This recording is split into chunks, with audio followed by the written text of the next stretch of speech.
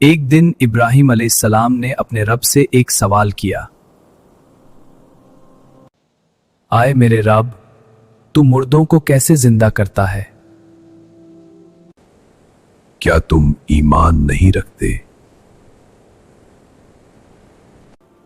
ایمان ہے لیکن دل کا اطمینان چاہتا ہوں۔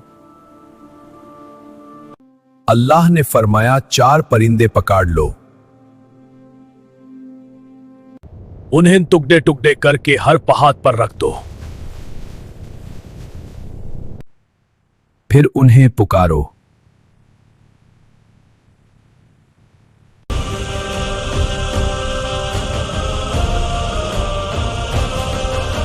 اور اللہ کے حکم سے وہ زندہ ہو کر لوٹ آئے۔ بے شک اللہ ہر چیز پر قادر ہے۔